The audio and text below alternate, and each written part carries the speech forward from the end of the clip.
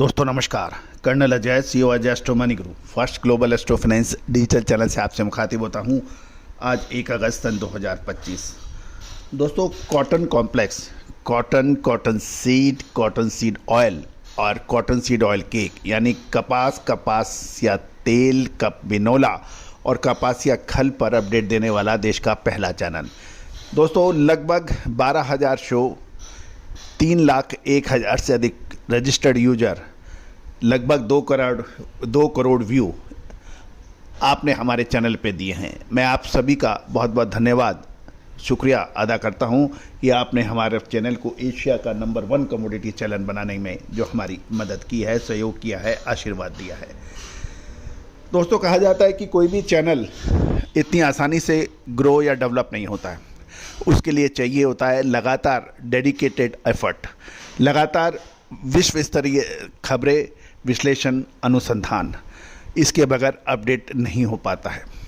और यही वजह है कि जो ये चैनल ऑर्गेनिक तरीके से अपलोड हुआ है, आज चाहे किसान हो, छोटे मंडी के व्यापारी हो, बड़े मंडी के व्यापारी हो, होलसेलर्स हों, स्टॉकिस्ट हो, आयातक हो या निर्यातक हो, आज सभी के बीच में समान रूप से लोकप्रिय हमारा ये चैनल है। कपास के ऊपर अग्रिम विश्लेषण साल 2021-22 हो, 22-23 हो, 23-24 हो, 24-25 हो और अब 25-26 हो, ये लगातार 5-6 सालों से जो हमारे अपडेट्स रहे हैं कपास क्षेत्र के अंदर लगातार पॉपुलर हुए हैं।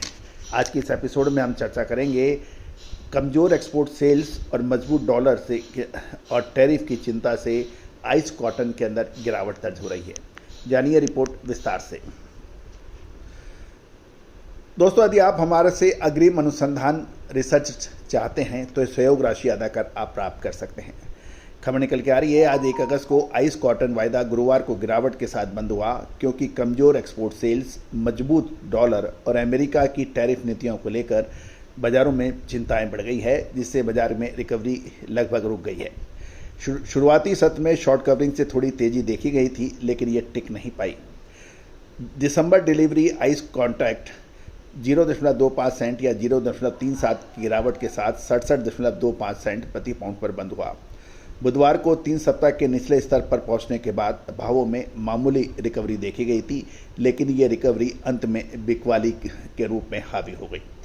अमेरिकन यानी यूनाइटेड स्टेट ऑफ अमेरिका की एग्रीकल्चर डिपार्टमेंट की जो साप्ताहिक एक्सपोर्ट सेल्स की रिपोर्ट थी, वो काफ़ी निराशाजनक मानी जा रही है।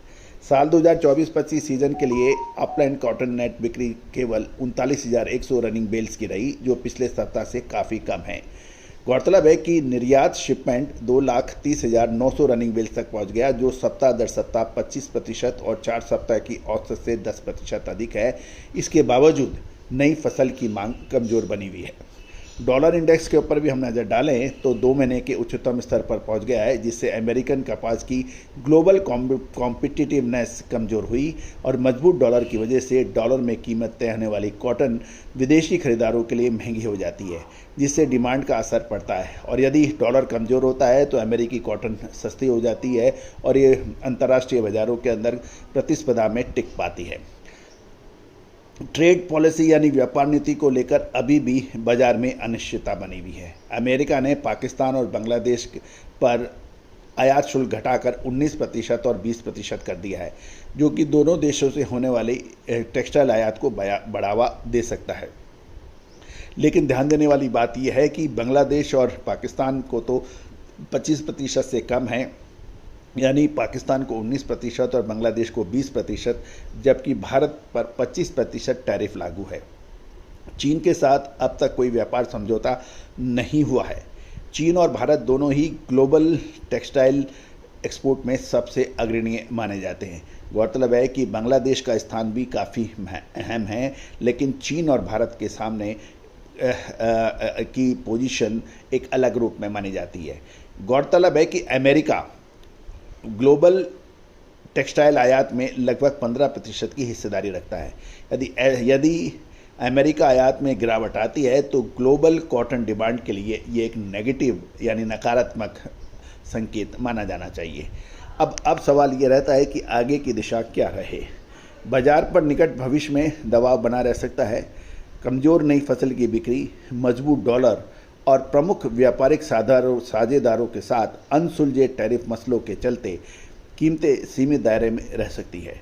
ट्रेडर्स की नज़र अब आगे एक्सपोर्ट ऑर्डर्स और किसी भी संभावित ट्रेड ट्रीटी यानी व्यापारिक समझौता पर टिकी हुई है। कुल मिलाकर अभी माहौल अनिश्चितता का है। भारत में भी कुछ राज्यों के अंदर कपास की बिजाई गुजरात जैसे राज्यों में कम हुई है, जिसका भी हमने आपको लगातार अपडेट दिया है।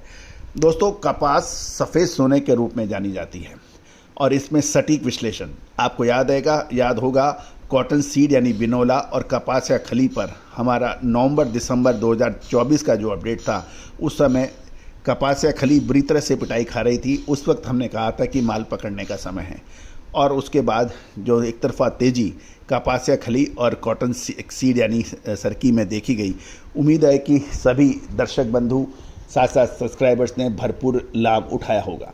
दोस्तों, कभी समय होता है कि आप कपास में पैसा बनाते हैं, कभी समय होता है कि कॉटन सीड में पैसा बनता है और कभी समय होता है कि आप कपास या खली में पैसा बनता है।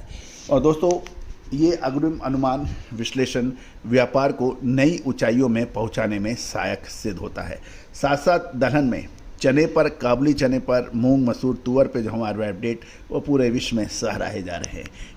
एडिबल ऑयल, सोया, पाम तेल पर अगले विश्लेषण की धूम चारों तरफ बनी हुई है। इसके अतिरिक्त सोना, चांदी, कच्चा तेल में भी आप हमारे विश्लेषण सही साबित होते देखे जा रहे हैं। आज ही संपर्क करें विशेष अग्रिम रिसर्च रिपोर्ट के लिए। All the very best, good luck, happy trading. Sonakshi की रसोई में आज की स्पेशल गेस्ट है मौसमी चैटर्जी जी। ये जी नहीं, मौसमी आंटी। ओके आंटी मौसमी, तो आज आप क्या बनाएंगी? मैं क्यों बनाऊं? मैं तो गेस्ट हूँ, आप बनाओ, हम खाएंगे। एक्टिंग में तो हिट हो, अब खाना बनाओ सुपर हिट। ठाट से बनाऊंगी खाना, है ना द बेस्ट एवरीडे मसाला। आओ बनाते हैं मसालेदार छोले। हर रोज के करी में एवरीडे मसाले, शाही बिरयानी में स्वाद का जायका।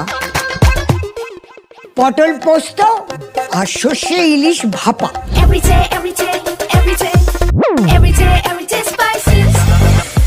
साफ मसाले, खुशबू और प्योर झांझ, टेस्ट से भर दे हर जुबान पे स्वाद। एवरीडे मसाले, देश का स्वाद।